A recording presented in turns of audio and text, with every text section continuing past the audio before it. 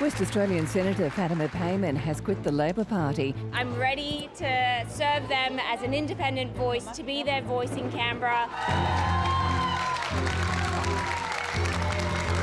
The Senate's littered with people who've taken advice from Glenn Drury. Sometimes they get up, ultimately they flame out. The fact that she removed herself really from contact with her colleagues had worried us, and so we had been reaching out. It's very clear that FATIMA is in the Senate because people in WA wanted to elect a Labor government. The dramatic resignation of Senator FATIMA from the Labor Party dominated the last sitting of Parliament, with politicians on all sides quick to add their 2 cents worth to an increasingly fractious debate over Palestine. Payman's alienation and subsequent resignation from the Labor Party focused attention on the growth of groups seeking to mobilise Muslim voters to make their votes count on the issue, and even to stand candidates against sitting MPs. But it also provoked a renewed debate on Labor's caucus rules and the views of party members about Palestine. Overwhelmingly, I would argue that the rank and file of the Labour Party would like to see the National Conference policy implemented, and that is recognition of Palestine, not hiding behind some argument that you have to have a peace settlement before you can recognise Palestine. Former union leader, Senator for New South Wales, and now rank-and-file Labor member, Doug Cameron, has had plenty of chances over the years and from different perspectives to view the Labor caucus and its role in both taking the message of the rank-and-file to the government and being a forum for robust debate. The other big change that I've seen is that caucus was much more robust many years ago. There was more voices of difference. And I don't see different voices being a weakness. I see that as a strength.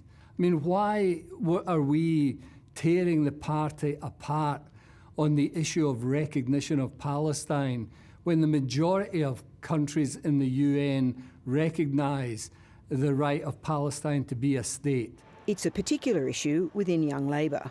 I think young people, and especially young engaged members of the Labor Party, are really horrified by what they're seeing in Gaza over these last 9 months. The main things that Young Labor has been calling for is immediate recognition of Palestinian statehood in line with the national platform of the party, and also the end of military cooperation with the Israeli government.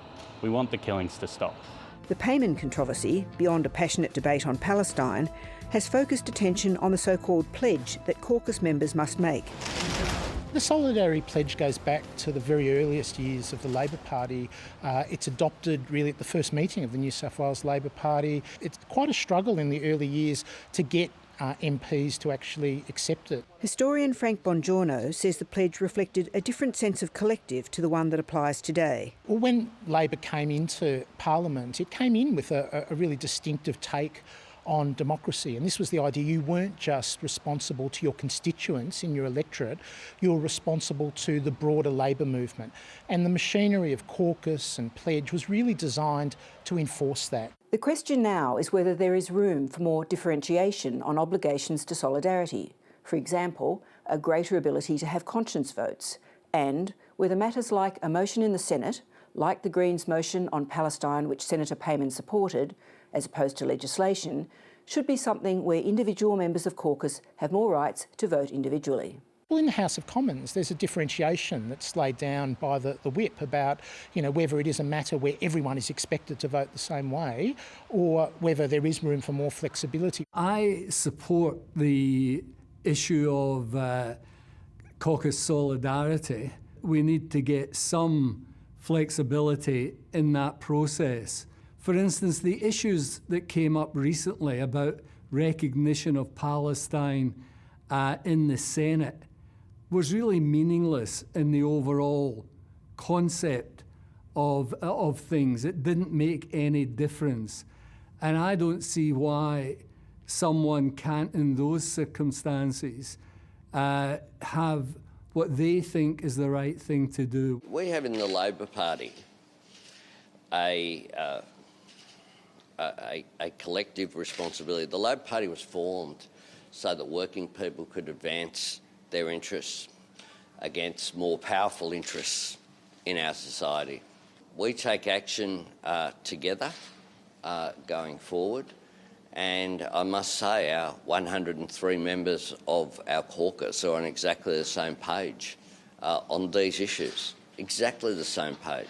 Oh, I think there is an impression that caucus is less vigorous in its debating kind of culture than it was during the Hawke years. In caucus, it was even more wild during the Whitlam era, where cabinet members could actually go back to caucus and argue against cabinet positions. Senator Payman says she is going on a tour of Western Australia and has started an extensive round of media appearances since leaving the caucus and the party.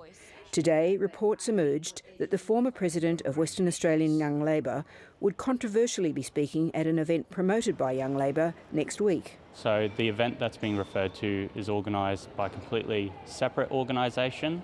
Young Labor Left hasn't been involved in the hosting or organising of that, but good luck to the organisers. Nevertheless, there is considerable rank-and-file support for Senator Payman. There's been a lot of discussion around this in Young Labor.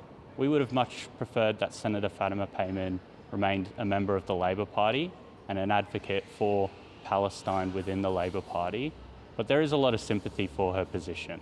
I think one of the really interesting things about the Senator Payman business is that it's shown that for many members of the public, and perhaps particularly for younger people, that those sort of rules around caucus solidarity are almost incomprehensible. They do seem to belong to another era. I think having more diverse views in the Labor Party, especially on issues of peace and justice like this, to me and to many young people can only be a good thing. While Labor politicians and members contemplate what has happened, the Prime Minister today announced a long-anticipated appointment. We have seen, since October 7 last year, a significant rise in anti-Semitism in Australia. And that is why the government has made the decision to appoint a special envoy on anti-Semitism. Shortly, we'll also be announcing an envoy on Islamophobia. The Prime Minister said the announcement was being made today because of the timing of an international conference next week in Argentina on combating anti-Semitism.